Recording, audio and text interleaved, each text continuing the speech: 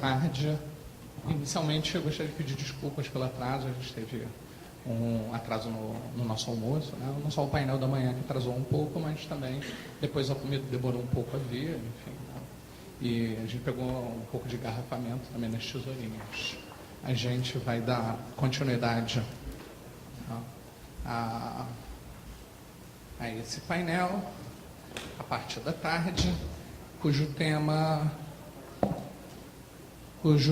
será as práticas comerciais desleais, business to business, ligadas à publicidade na internet e as rupturas contratuais abusivas. Professora Martine Berrat-Cher, da Université Paris 1, co-diretora do IRJS, do Institut de Recherche Juridique de la Sorbonne. E com a professora da casa, professora Ana Frazão, professora adjunta, todos conhecem, de Direito Privado e Comercial. E pesquisadora do nosso grupo de trabalho. Do nosso grupo de pesquisa, né, em Direito das Telecomunicações, do GTEL, do Direito Setorial Regulatório, da nossa linha de pesquisa. Então, assim, sem mais delongas, eu já passo para a professora Martine Berrat-Cher para que ela possa começar. Merci beaucoup. D'abord, avant d'entrer dans le sujet, j'aimerais remercier nos organisateurs, en particulier le groupe brésilien, de l'accueil qu'il nous fait ici à Brasilia. Et j'aimerais dire tout le plaisir que l'Institut de recherche juridique de la Sorbonne a à faire partie de l'ensemble des universités françaises qui ont participé avec vous à ce colloque. Alors, on m'a demandé de parler, en fait le titre est un peu long, mais en réalité on m'a demandé de parler de la déloyauté en matière de publicité sur Internet, en particulier dans les rapports B2B. Alors pourquoi ce sujet? Est-ce que Internet faciliterait la déloyauté? Est-ce que l'extrême puissance des géants auxquels on est confronté serait un vecteur de pratiques commerciales déloyales, tant à l'égard de leurs partenaires commerciaux qu'à l'égard des consommateurs, ce qui indirectement provoquerait une déloyauté vis-à-vis des concurrents? J'essaie de parler doucement, vous le remarquez. Est-ce que la puissance ne donnerait-elle pas un sentiment d'impunité? Le fait que Internet soit un phénomène mondial, sans droit supranational, pourrait participer aussi à ce phénomène d'impunité. Et peut-être la dépendance des internautes du monde entier à Internet, on aurait du mal à s'en passer, en tout cas pour la plupart d'entre nous. Eh bien, cette dépendance des internautes pourrait donner le sentiment aux géants qu'ils sont intouchables. À la vérité, toutefois, même les colosses peuvent avoir des pieds d'argile. Pour la traduction, je ne sais pas comment ça va être. L'exemple récent des publicités d'Uber permet une première illustration. Vous me direz tout à l'heure si vous avez eu aussi les mêmes problèmes avec Uber, mais Uber France avait diffusé pour Uber Pop 3 publicités, notamment sur des radios, qui pouvaient donner au public, et notamment aux futurs chauffeurs, l'impression que les services de la plateforme Uber Pop étaient licites. Alors que précisément, ces services ne l'étaient pas, car une loi de 2014 interdit toujours d'ailleurs la mise en relation client-transporteur si on n'est ni taxi ni VTC. Alors cette loi était certes contestée devant le Conseil constitutionnel, et c'est pour ça que Uber en profitait pour poursuivre la diffusion de ces spots publicitaires. Eh bien, le tribunal de grande instance de Paris, notamment, a condamné Uber Pop pour covoiturage illicite via cette plateforme Uber Pop, et son jugement a été confirmé par la Cour d'appel de Paris. Parallèlement, une procédure pénale est en cours contre Uber France et ses 2 dirigeants qui sont poursuivis donc pour pratiques commerciales trompeuses, et 1 million d'amendes est requis contre Uber France, des sommes plus légères à l'encontre des dirigeants, mais surtout une interdiction de diriger pendant 5 ans. Alors, j'ignore bien sûr quelle sera l'issue de la procédure pénale, mais voire des autres recours, mais on peut déjà en déduire de ce simple exemple que les géants de l'Internet ne bénéficient d'aucune immunité de droit comme de fait face à la déloyauté de leurs pratiques. Mais il n'empêche que Internet va être à l'origine de grandes tentations de déloyauté. Si je me mets dans la peau d'un géant, eh bien, je vais forcément me dire, pourquoi est-ce que je vais donner de la visibilité sur Internet à un concurrent, à travers par exemple mon système AdWords, alors que j'ai le pouvoir de supprimer son compte AdWords? Pourquoi est-ce que je vais informer le consommateur de ce que les produits que j'ai affichés en premier dans mon moteur de recherche sont ceux de mes partenaires commerciaux ou bien ceux que je vends moi-même, alors que je peux très bien ne pas lui dire et qu'ainsi il achètera mes produits et donc que ce sera profitable pour moi? Pourquoi ne pas garder une apparence trompeuse de neutralité quand je compare des prix des produits, alors que dans mon comparateur de prix, je ne mets que des partenaires commerciaux qui ont contracté avec moi et qui payent pour être dans ce comparateur? Dernière interrogation existentielle, pourquoi dire à l'internaute que je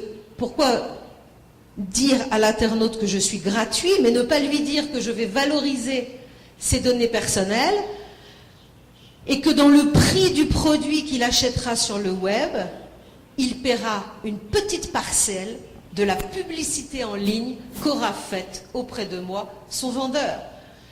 Bien sûr, Internet va favoriser cette tentation de la déloyauté, tentation à laquelle les géants ne résistent pas toujours, comme on va le voir. Alors en effet, spécialement s'agissant de la publicité en ligne, on l'a dit à plusieurs reprises aujourd'hui, mais il faut rappeler qu'Internet est un marché biface.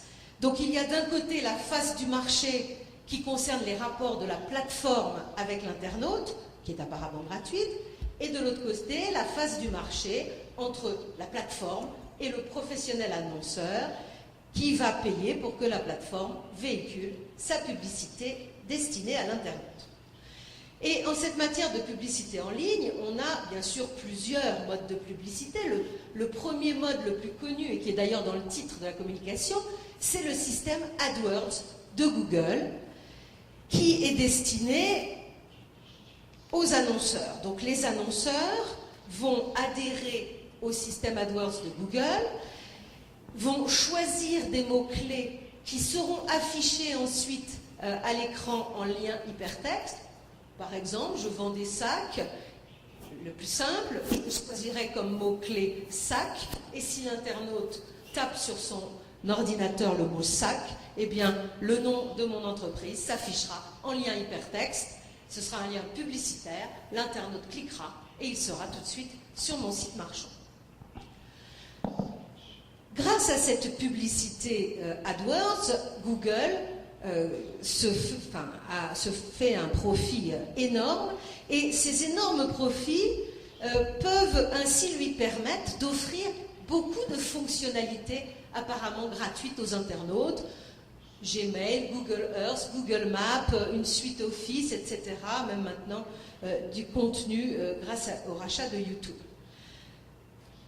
Donc cette publicité en ligne à travers AdWords, qui est un référencement payant, permet de faire donc de la publicité sur Internet. La difficulté pour ce qui va nous intéresser ici, c'est quand Google va vouloir déréférencer un opérateur.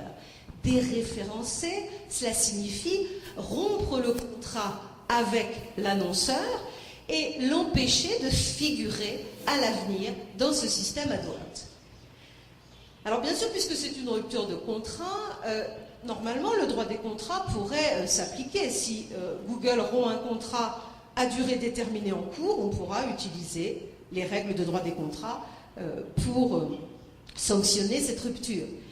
Mais il faut savoir que même si Google respecte le droit des contrats et prévient très longtemps à l'avance, par exemple l'annonceur, soit qu'il ne renouvellera pas son contrat à durée déterminée, soit qu'il rompt son contrat à durée indéterminée, eh bien malgré tout, il en résultera une situation extrêmement préoccupante c'est que l'annonceur risque de devenir invisible sur la toile. Vous allez me dire, il pourrait aller faire de la publicité ailleurs, il pourrait aller faire de la publicité à la télévision ou dans les journaux, mais l'autorité de la concurrence elle-même reconnaît que la publicité en ligne est un marché distinct, un marché pertinent, qui ne peut être substitué par aucune autre publicité, en tout cas à l'époque, aujourd'hui. Donc ça, premier moyen d'être visible sur Internet, c'est ce système AdWords, mais ce n'est pas le seul, parce que les opérateurs ont développé des modes de communication spécifiques à l'économie numérique pour que leur entreprise soit visible. Les bandeaux publicitaires, la publicité ciblée, les sites de comparateurs de prix comme Quelcoût, les avis des consommateurs qui pourraient parfois ne pas être de vrais avis, même aussi le système des promotions perpétuelles comme on en voit sur certains sites sur Internet. Alors tout cela entre-t-il vraiment dans le concept de publicité? Eh bien, on peut le penser parce que la jurisprudence en a une conception extrêmement large. Ainsi, pour ne citer que quelques décisions, la Cour de cassation en 2012 a qualifié la pratique de comparateur de prix de publicité cachée. De même, dans un contentieux Google Shopping, les juges ont considéré que ce service qui présente donc des produits disponibles à la vente est un service de nature publicitaire et non seulement informationnel, compte tenu de son objectif promotionnel. Et de la même façon, un arrêt de 2013, à propos d'une information relayée sur un compte Facebook, a considéré que ce n'est pas parce que le message passe par un réseau social qu'il devient une correspondance privée, il est une pratique publicitaire, et en l'occurrence, ce message faisait la promotion de l'alcool, et donc il a fallu vérifier s'il y avait respect des règles concernant la promotion de l'alcool. En l'occurrence, il n'y avait pas. Donc, cette conception extrêmement large de la publicité, qui avait déjà été démontrée par certains, montre que tous les modes que je viens d'énoncer entrent dans la publicité en ligne et peuvent faire partie de cet exposé. Alors, il reste que, face à ces nouveaux instruments, il faut rechercher si les géants de l'Internet sont toujours parfaitement loyaux, mais surtout, il faut chercher comment traiter leur éventuelle déloyauté. On a déjà vu ce matin qu'on avait du mal à atteindre l'effectivité. Est-ce que sur ce thème également, on va avoir autant de difficultés? Et c'est pourquoi je ne vais pas m'en tenir aux seules pratiques commerciales déloyales au sens strict. La notion de pratique commerciale déloyale est un concept juridique. Je vais plutôt essayer de chercher comment on lutte contre cette déloyauté, soit avec du droit des pratiques commerciales déloyales, soit éventuellement avec du droit antitrust, soit avec de la soft law, donc avec tous les moyens qu'on peut avoir à notre disposition pour lutter contre cette déloyauté. Et donc pour ce faire, puisque c'est un marché biface, je vais rechercher sur chacune des faces du marché comment traiter cette déloyauté, en commençant donc dans une première partie, et il y en aura deux, comment on traite la déloyauté des géants de l'Internet envers les annonceurs professionnels, ce que je qualifie la face 1 du marché biface. Alors, à cet égard, on s'est aperçu qu'il y avait certains modes de lutte contre les comportements déloyaux qui ont une efficacité très limitée. Je vais les examiner dans un premier temps, et je montrerai que finalement, c'est le recours à l'abus de position dominante sous diverses facettes qui va permettre une protection plus efficace. Alors, d'abord, les moyens de lutte qui se sont avérés inefficaces contre des déréférencements abusifs du système AdWords, puisque sur cette phase du marché, c'est le système AdWords qui est au centre des préoccupations. Puisqu'il s'agit d'une rupture de relations commerciales établies, on pense d'abord, en tout cas pour le juriste français, à invoquer l'article L442-6.1 cinquièmement, on a des numéros au long cours, on pense à invoquer ce texte qui est un texte qui précisément punit la rupture brutale des relations commerciales établies. La difficulté avec ce texte, je ne développe pas le contenu exact du texte, mais la difficulté avec ce texte, c'est qu'il va donner le droit à une indemnisation. Et une indemnisation qui devrait permettre à l'opérateur dont le contrat a été rompu de se retourner pour chercher un autre partenaire commercial. Vous voyez tout de suite quelle va être la difficulté. Ici, si l'opérateur essaye de se retourner, alors qu'il était référencé par Google AdWords, eh bien, il ne va trouver personne d'autre. S'il était aux États-Unis, où Google avait en 2013 une part de marché de 67%, je n'ai pas de statistiques plus récentes, eh bien, là, il trouverait un autre moteur de recherche vers lequel se retourner et sur lequel il ferait efficacement de la publicité en ligne. Mais en France, début 2015, Google avait 92% du marché. Yahoo avait seulement 3,85%. Ça veut dire que plus de 9 internautes sur 10 vont utiliser Google. Donc ça montre qu'un opérateur qui est déréférencé du système AdWords ne peut absolument pas se retourner pour faire de la publicité efficace sur un autre moteur de recherche qui pourrait concurrencer la publicité qu'il faisait avant sur Google. Et donc finalement, je ne vais pas dire que la protection de l'article 442.6 est à négliger, parce que recevoir une indemnisation, c'est jamais forcément à négliger, mais ça ne suffit pas. Ça ne suffit pas parce que ça ne permettra pas, en tout cas pour l'instant, en l'état des décisions, un re-référencement forcé. Ça ne permettra pas d'exiger de Google qu'il référence de nouveau, sur le fondement de ce texte, l'opérateur. Donc on s'est tourné vers une autre notion, mais là aussi efficacité limitée, c'est la notion d'abus de dépendance économique. Alors cette notion, elle existe encore dans notre droit, à l'article 420-2, qui interdit d'abuser de l'état de dépendance économique dans lequel se trouve une entreprise cliente ou fournisseur qui ne dispose pas de solutions équivalentes. Et parmi les exemples d'abus, on retrouve la rupture de relations commerciales établies. Alors malgré tout, la difficulté ici tient au fait que les conditions d'application de ce texte sont beaucoup trop strictes et que finalement, il faut prouver 4 éléments. La question s'est posée en particulier dans une affaire Navix, qu'on va retrouver d'ailleurs un peu plus tard, dans lequel Navix était un opérateur qui commercialise des bases de données de radar. Donc pour avertir les automobilistes que dans une zone de 10 km ou de 5 km, il y a un radar.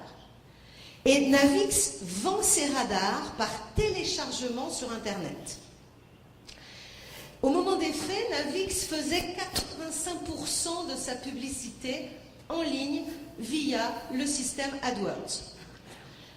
Et comme Navix ne vend le produit que sous la forme numérique, vous voyez bien qu'il est extrêmement important pour lui d'avoir cette visibilité sur Internet.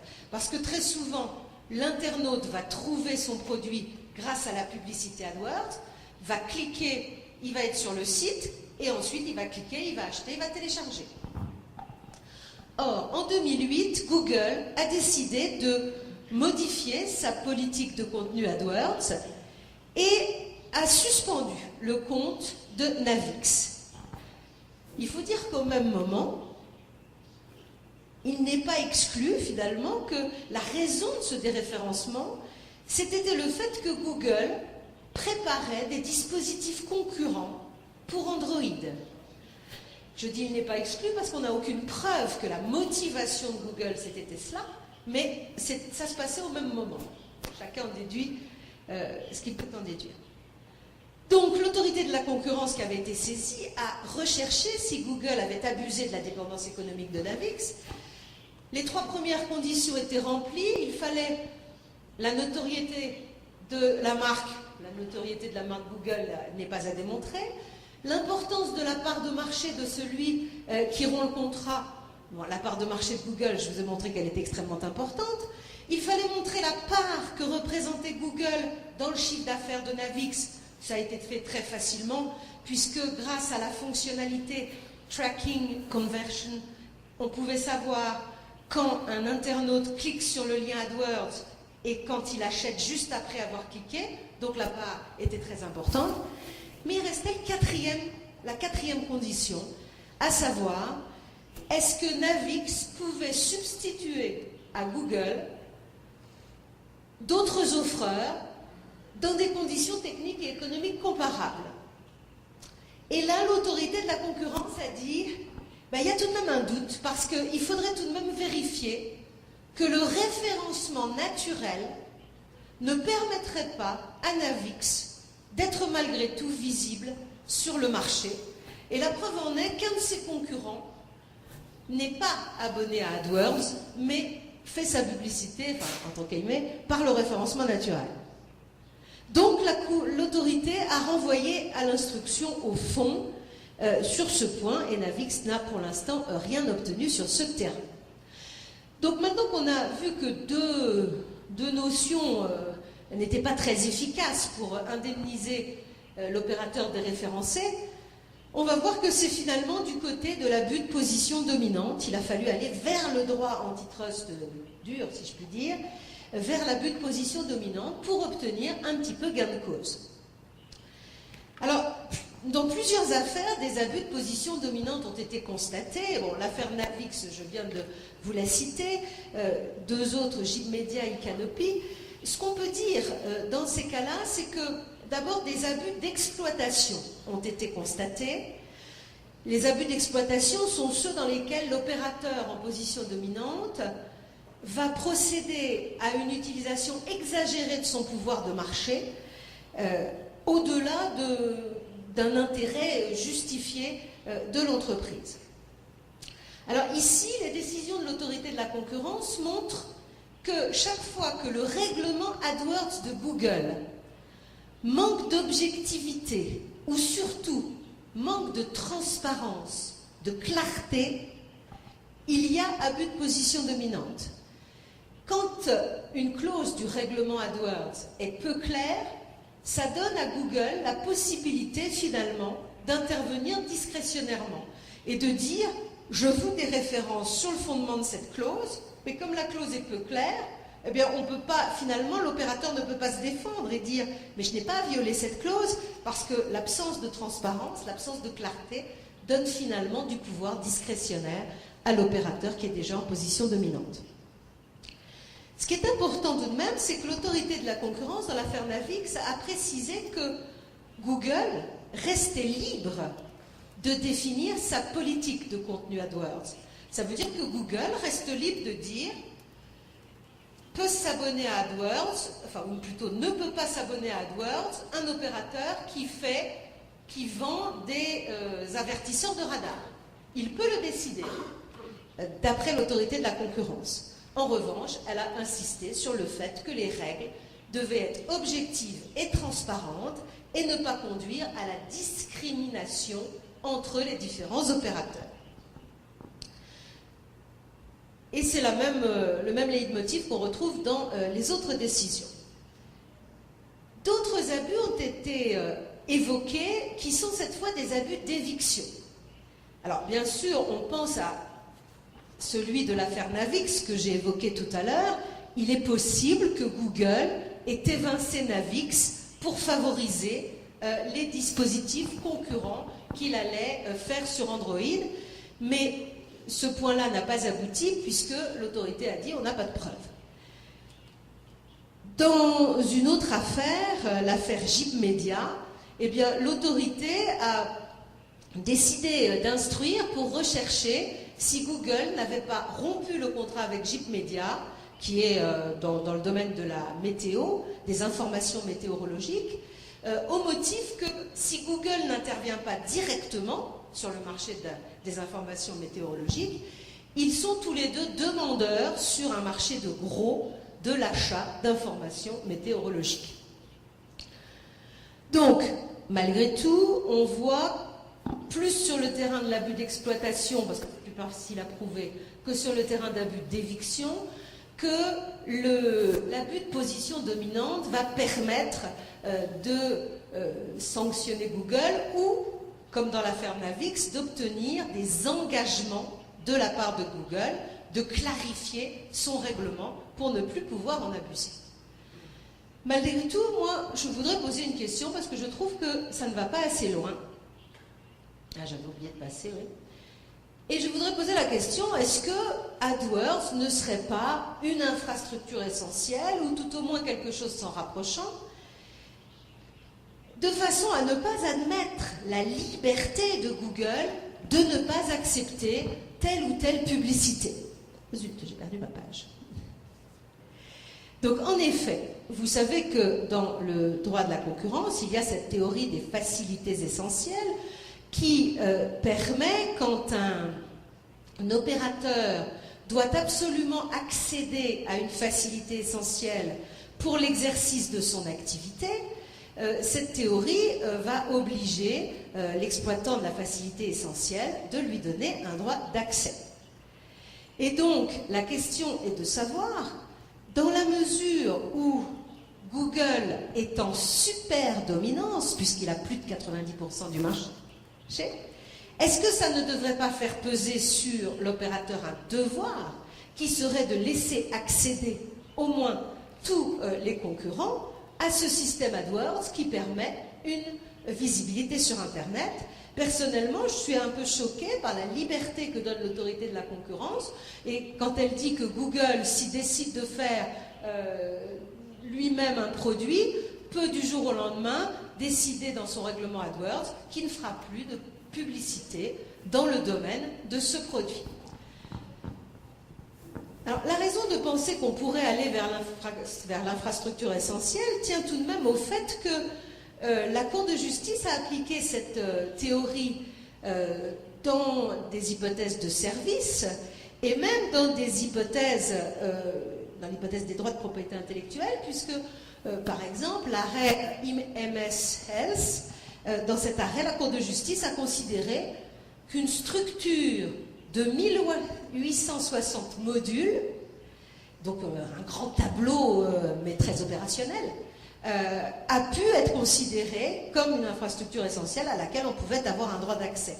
Donc je ne vois pas pourquoi on ne pourrait pas, éventuellement, uniquement pour les superdominants, admettre qu'il y ait une sorte de droit d'accéder à AdWords, à condition qu'on ne commette pas de faute et qu'on ne diffuse aucune publicité illicite, cela s'entend.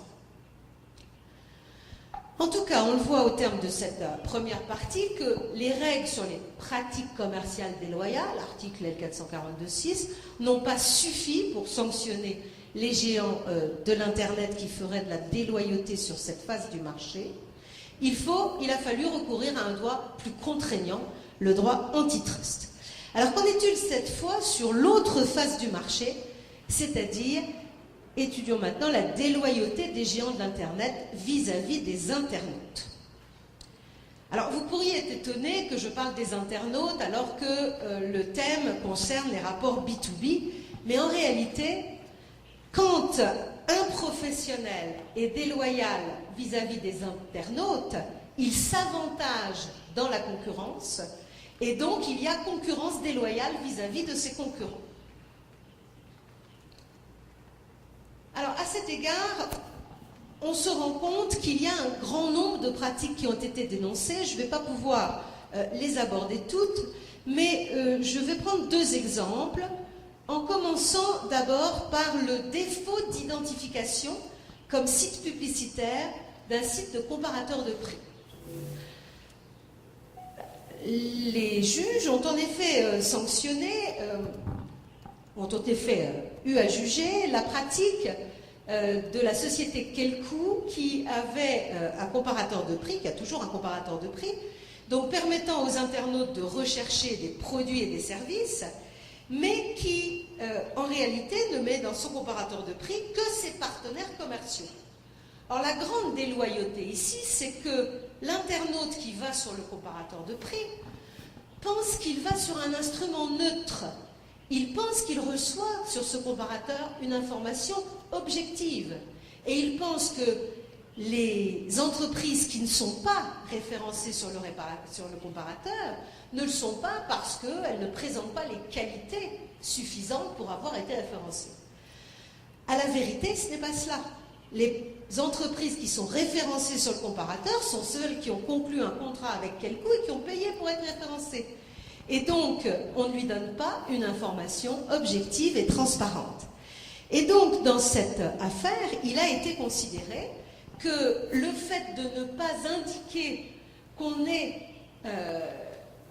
fait un site publicitaire, qu'on est un site publicitaire, est une pratique commerciale qui est déloyale.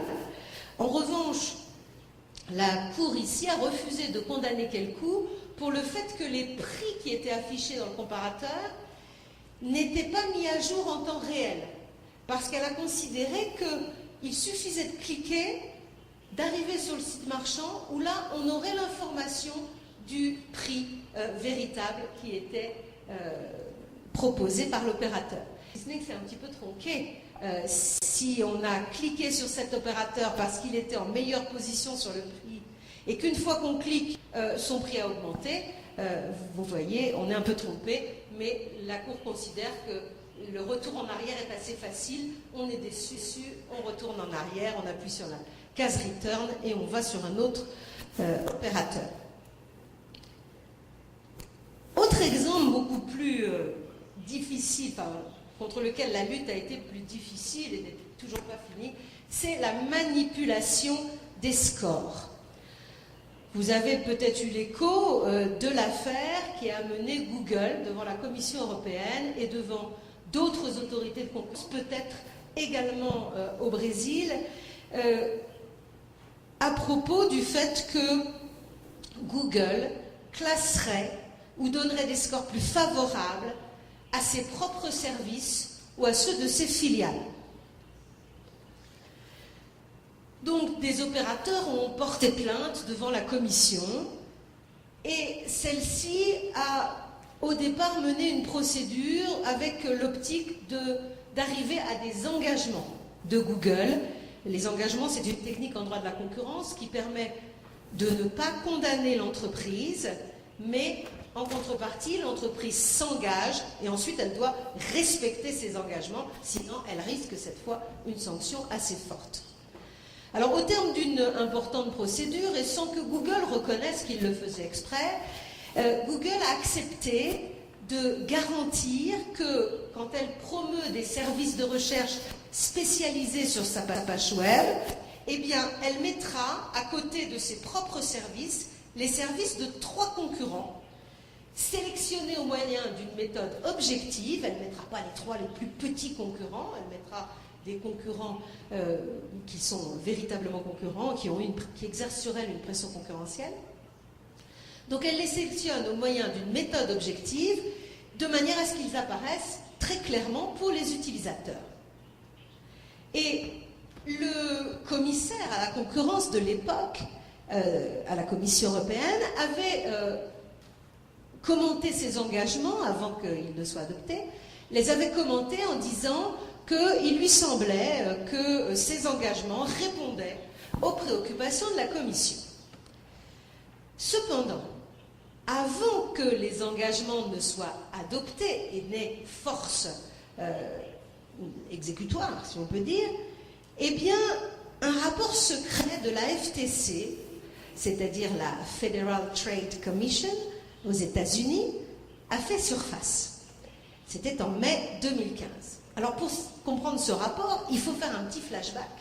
En 2012, la Federal Trade Commission avait mené elle-même une enquête contre Google, pour les mêmes raisons. Il y avait eu 19 mois d'enquête, plus de 9 millions de documents détaillés, des heures de témoignages, et à la fin, la FTC était arrivée à la conclusion que les poursuites étaient abandonnées et elle avait demandé à Google des modifications extrêmement mineures, il n'y avait eu aucune sanction, les poursuites avaient été abandonnées. Seulement, la FTC ne s'attendait pas à ce qu'une loi de 1966 vienne tout compromettre. Parce qu'en effet, il y a dans la législation américaine un Freedom of Information Act de 1966 qui permet une liberté d'accès aux documents officiels. Et donc ici, le Wall Street Journal a demandé à accéder au rapport de la FTC. Il était étonné, après tout ce battage médiatique qu'il y avait eu autour de l'affaire contre Google, ça débouche sur rien, il était étonné. Et là, la FTC a commis une erreur grossière. Elle a donné la véritable version du rapport d'enquête, plutôt que de donner la version édulcorée qui avait été rédigée à la fin de la procédure. Et là, on s'est aperçu que la conclusion de ce rapport d'enquête était accablante contre Google. Non seulement Google avait bel et bien abusé de sa position dominante, manipulé les scores, mais il y avait d'autres faits auxquels on ne songeait même pas. Google avait copié le contenu de certains sites rivaux, comme TripAdvisor ou Amazon.com. Il avait menacé ces sites rivaux, s'ils disaient quelque chose, de les déréférencer. Donc, à la moindre objection, Google s'était servi des classements de vente d'Amazon pour ses propres annonces.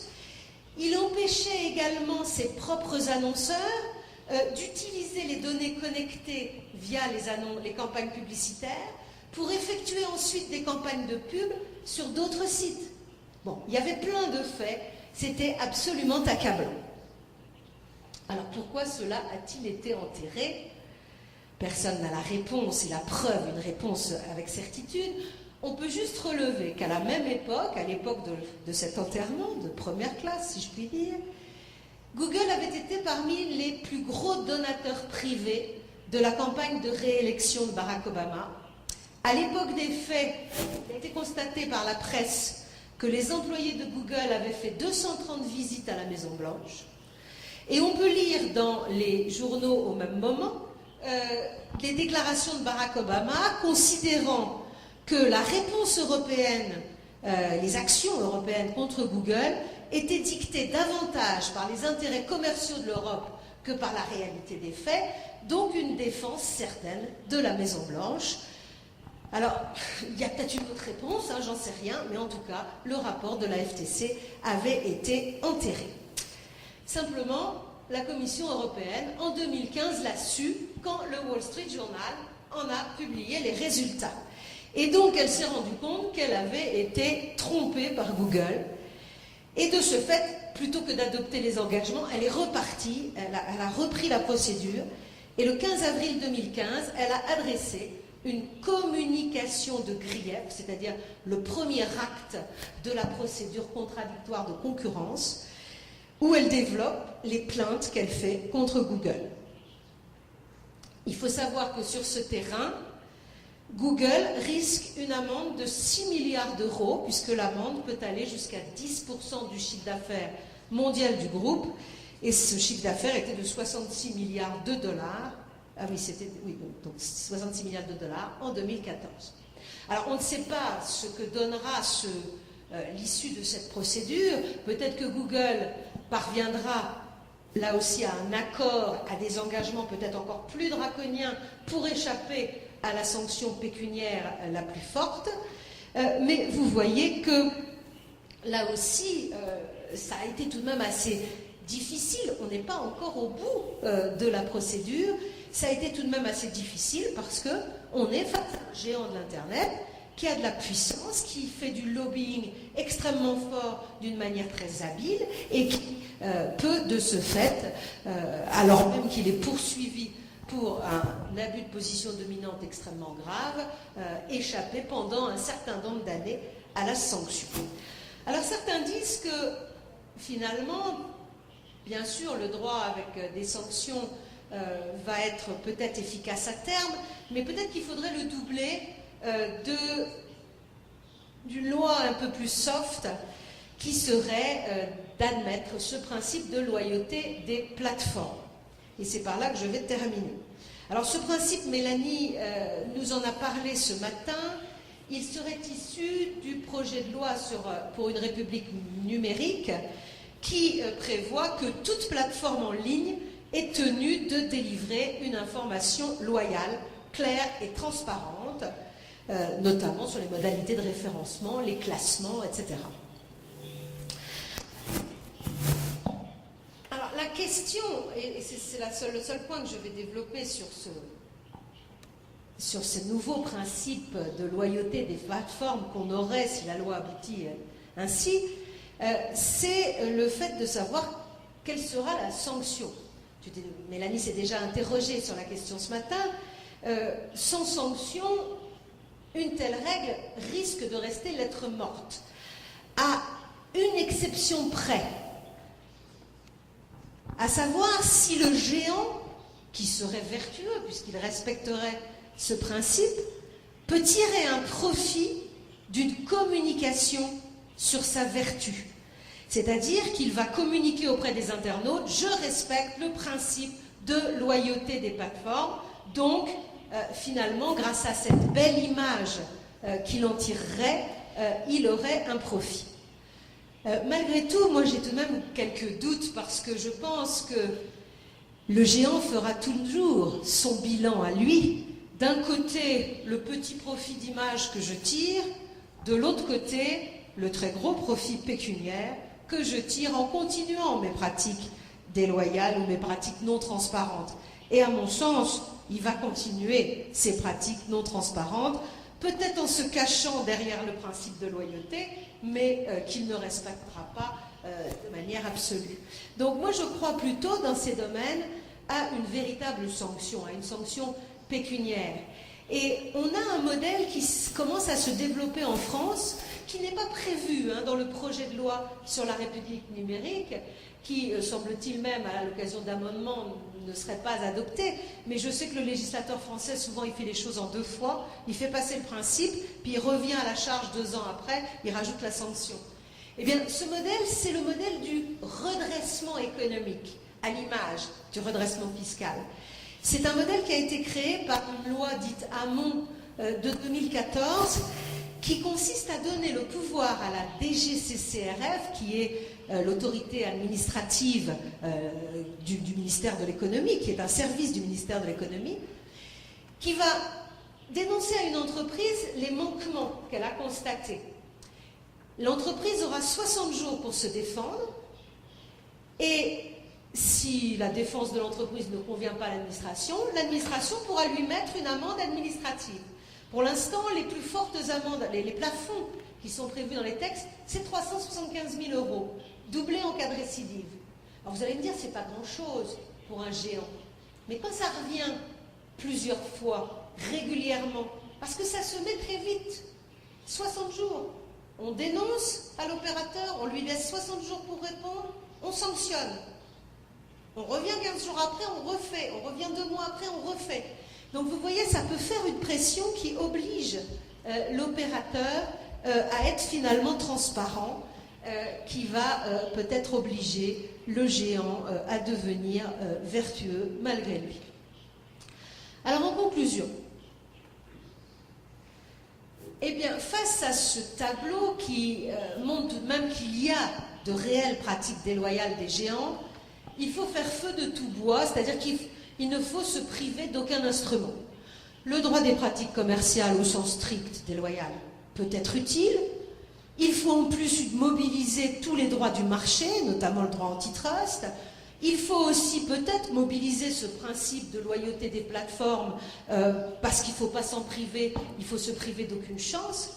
Il faut en tout cas briser le rêve des géants de l'Internet, d'un Internet totalement libre, sans contrôle des États. Ces exemples que j'ai donnés montrent que ça n'était qu'un rêve, que la réalité de la régulation étatique est en train de rattraper les géants. Et en m'inspirant d'une célèbre phrase de Laboulaye, je conclurai en vous disant qu'entre les géants de l'Internet et le reste du monde, c'est la liberté qui a servi et c'est la loi qui libère. Je vous remercie.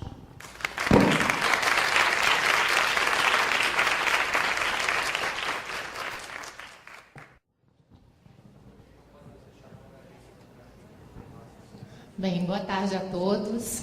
Inicialmente, eu gostaria de fazer um cumprimento muito especial ao professor Alexandre Veronese, agradecendo pela organização do evento. Cumprimentar também a professora Martini, desde já parabenizá-la pela excelente exposição. Cumprimentar os professores franceses, enfim, é um prazer recebê-los aqui. Cumprimentar todos os alunos, todos os presentes. E, enfim, passar já ao tema desse nosso painel, em que a ideia é, de certa forma, ressaltar as práticas comerciais desleais relacionadas a esses grandes gigantes e, é claro, procurando ressaltar um pouco do contexto brasileiro a esse respeito. Claro que quando pensamos nesses grandes gigantes da internet, estamos diante de uma realidade de agentes com um grande poder.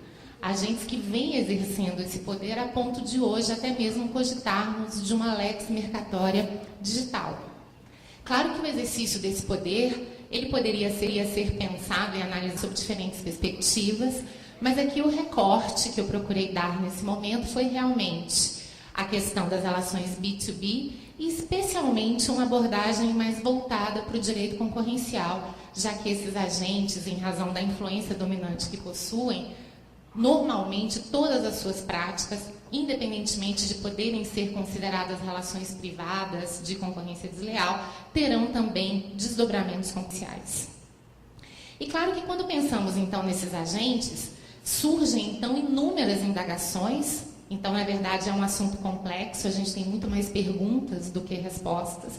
E eu procurei sintetizar algumas dessas perguntas que vêm orientando, inclusive, o raciocínio da autoridade antitruste no Brasil, não apenas em relação à questão específica dos gigantes da internet, mas em relação aos mercados de alta tecnologia.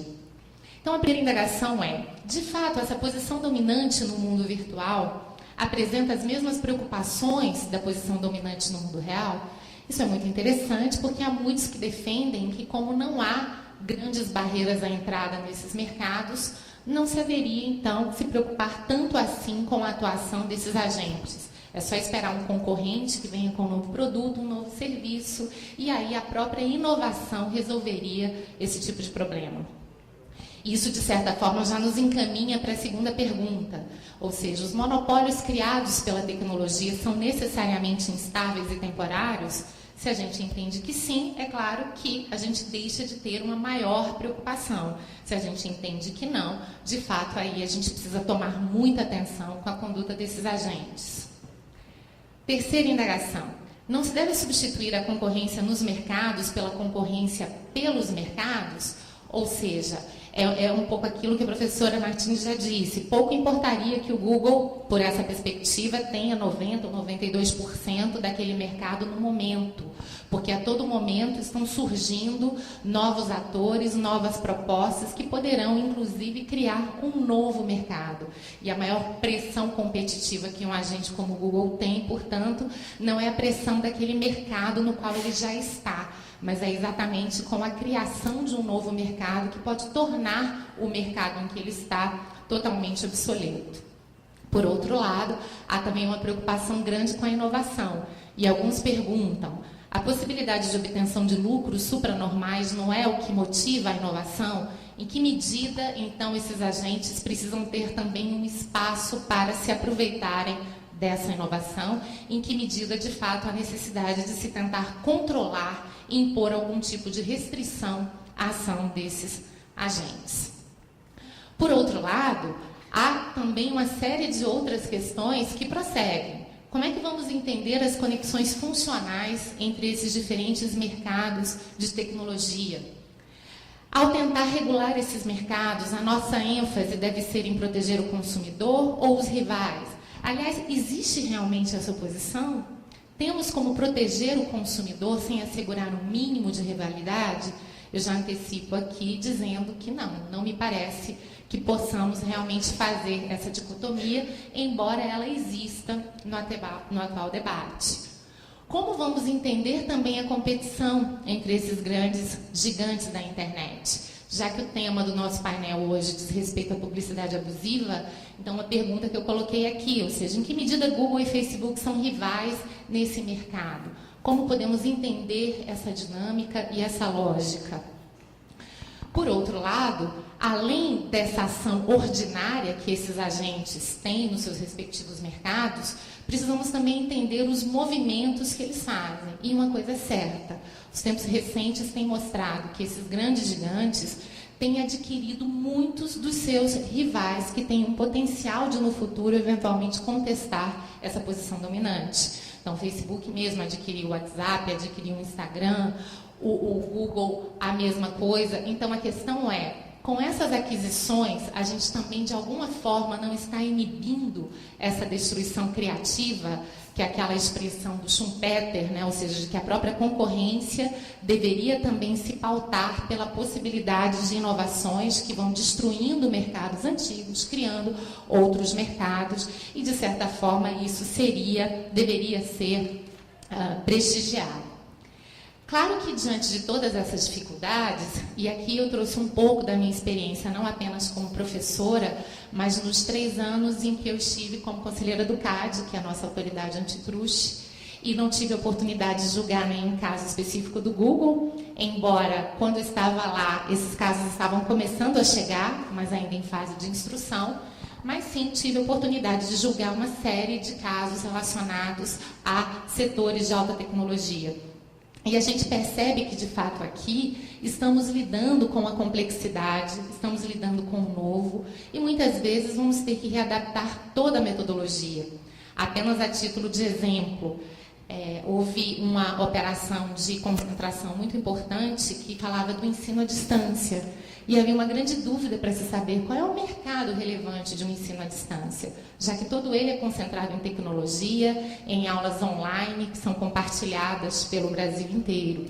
Mas é claro que, por uma regulação específica brasileira, esses cursos aqui precisam também ter um polo de apoio no local em que o estudante está. E, nesse momento, então, o CAD, diante dessa própria dualidade, e considerando também que o ensino à distância neutraliza as distâncias geográficas, acabou por adotar 2 mercados. Portanto, procurou estudar a dinâmica concorrencial tanto no mercado nacional, considerando que, de fato, a internet hoje neutraliza várias dessas distâncias, que o plano de negócios, o investimento, a ação do empresário é toda ela pensada realmente em âmbito nacional, mas também analisando a dinâmica setorial daquele tipo de negócio. Há necessidade, portanto, de trabalharmos com pluralismo metodológico, compreender melhor a inovação e também entender de que maneira, ao proteger a rivalidade, a gente acaba também protegendo o consumidor. Indo já para o mercado de publicidade online. Eu trouxe aqui alguns dados para mostrar realmente a importância desse mercado hoje. Essa receita com publicidade virtual mais do que dobrou nos últimos anos, ou seja, um mercado de 70 bilhões de dólares no ano passado. Estima-se que nesse ano, pela primeira vez, as receitas com publicidade online sejam maiores do que aquelas que decorrem da publicidade pelos meios convencionais. E estima-se que Google e Facebook juntos tenham mais de metade do mercado de publicidade. Essa, portanto, é uma estimativa atual. Facebook teria 19%, Google 35%. Vejam outros rivais como o Twitter, como o Yahoo e a desproporção realmente que existe nesse contexto. É certo que o Facebook vem avançando recentemente, vem, de certa forma, conquistando alguns espaços que antes pertenciam ao Google. Alguns entendem que a utilização crescente de aplicativos pode ser também um freio natural à expansão do Google nesses mercados. Mas o fato é que esses 2 agentes hoje gozam de forma inequívoca de uma posição dominante. E mais do que isso, como eles têm muito acesso a dados, eles conseguem fazer essa intermediação entre anunciante e consumidores interessados com uma precisão quase que cirúrgica. Aliás, nós temos visto essa aproximação hoje, inclusive nessa área política, o que está acontecendo na campanha eleitoral norte-americana, em que, de fato, todos esses dados têm sido utilizados também para se mapear os potenciais eleitores e chegar a esses eleitores da forma mais eficiente possível. Diante, portanto, até desse protagonismo que eu ressaltei, o Google e o Facebook serão o foco dessa discussão. E em relação ao Google, inclusive, eu tenho pouco a acrescentar diante da excelente exposição da professora Martini, que explicou muito bem qual é a discussão a esse respeito. Eu só vou procurar ressaltar um pouco da atual situação no Brasil. Mas, de certa forma, essencialmente, o Google é acusado das práticas que estão aí descritas nessa lâmina. Pelo menos essas são as 3 principais acusações, sem prejuízo de algumas outras, né? Ou seja, manipulação de resultados de buscas para favorecer seus próprios serviços, em detrimento dos consumidores, imposição de contratos de exclusividade em seus acordos de publicidade e também copiar o conteúdo de sites rivais. Até mencionei essa Googofobia, porque muitos até têm utilizado essa expressão, quase que procurando defender o Google e tentando sustentar que está havendo uma demonização excessiva. Mas o fato é que muitas questões surgem diante de dados que, inclusive, foram trazidos na palestra da professora Martini. Ou seja, é coerente a solução de desmembrar um serviço de busca dos demais serviços comerciais? Porque o argumento contrário é de que é essa junção de serviços que torna aquele serviço tão atrativo para o consumidor. Como eu adiantei, ou seja, a utilização crescente de aplicativos não é uma ameaça natural ao Google, ou seja, a ideia de que aqui a competição é realmente pelos mercados. A professora Martins também já adiantou isso na exposição dela, ou seja, em que medida vamos poder entender que uma plataforma com o poder do Google não corresponde de alguma maneira a um Essential Facility, e exatamente por isso terá que disponibilizar o acesso para os seus concorrentes. Todas essas discussões permeiam a discussão, que muitas vezes, pela ótica dos americanos, é descrita, como também a professora já adiantou. Parece que, na verdade, é um interesse de firmas europeias, né, que, como não tem uma plataforma tão bem sucedida contra o Google, querem, portanto, de alguma maneira, amesquinhar o papel do Google, mas todos nós sabemos que a realidade é muito mais complexa do que isso. Basicamente, hoje, a briga já está posta, a professora Martini ressaltou isso muito bem, e a resposta do Google, que tem em diversas declarações recentes, reiterado que vai comprar sim essa briga. Ou seja, que as preocupações da Comissão Europeia não se justificam. Então, vejam, aqui ele menciona até o último relatório da Comissão, ou seja, essas conclusões são equivocadas, tanto do ponto de vista jurídico, econômico e também de fato, e que, na verdade, a competição está apenas a um clique. Ou seja, por que eu preciso, de certa forma, disponibilizar o meu serviço para concorrentes se há apenas um clique, qualquer um, de certa forma, pode ter acesso a isso? Indo um pouquinho, então, para o Facebook. Coincidentemente, essa é a última edição da The Economist, pelo menos a edição que circulou na semana passada. E vejam que ela tem uma capa bastante instigante, né? Aparece o nosso amigo Mark aí praticamente, né, como César, e mostrando realmente que o poder da empresa é cada vez maior e os planos de expansão também são cada vez mais ambiciosos. Então, alguns dados para pautar a nossa discussão. 6ª companhia mais valiosa do mundo, 1,6 bilhões de usuários por mês. 1/3 da população mundial com acesso à internet conecta o Facebook diariamente. Certamente esse percentual é maior no Brasil, né, gente? 22% do tempo que os norte-americanos gastam em equipamentos móveis são exatamente no Facebook.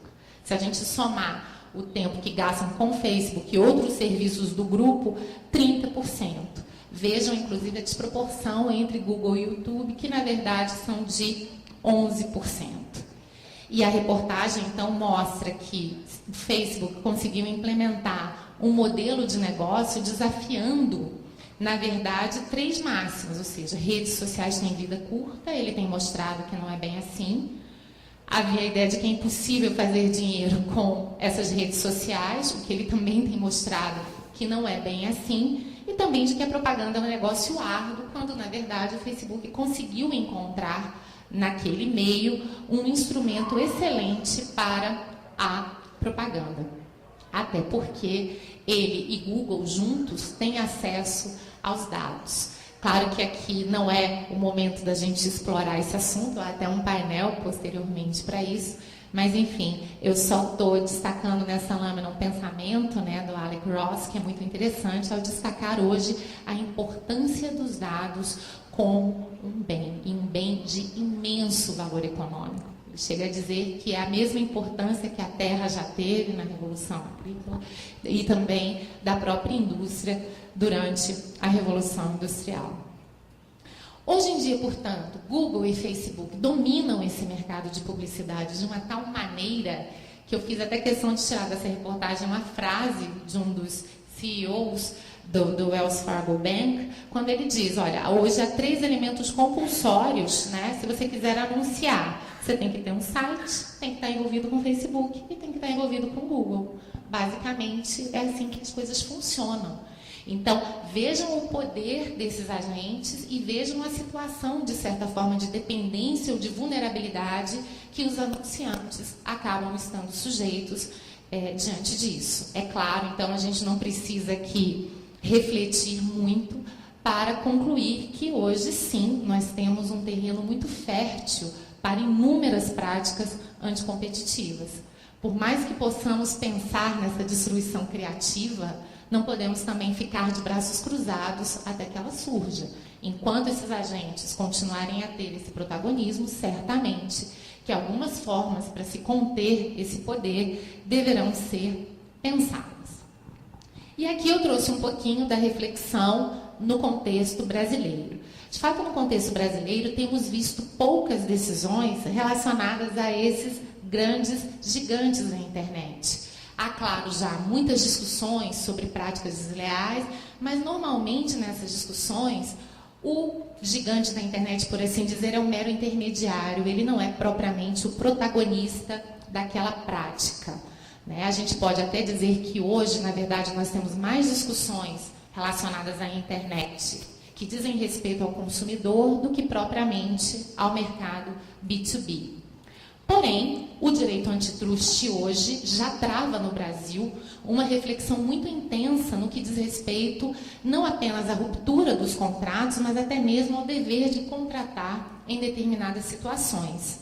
Claro que não houve ainda oportunidade do CAD, da nossa agência antitruste, tratar especificamente disso nesse mercado de internet, portanto, considerando os gigantes da internet, mas em vários outros mercados reais, o CAD, portanto, nossa agência antitruste, já tem demonstrado uma grande preocupação com o dever de contratar e também com limites à ruptura de contratos por parte daqueles que exercem posição dominante. Então, é a ideia de que, por mais que esses agentes tenham alguma margem de discricionariedade, essa margem tem que ser limitada diante da posição dominante. Portanto, a ruptura de uma contratação precisa, em primeiro lugar, estar conectada a algum motivo de racionalidade econômica. Esse motivo precisa ter um mínimo de objetividade e, mais, ele precisa ser razoável.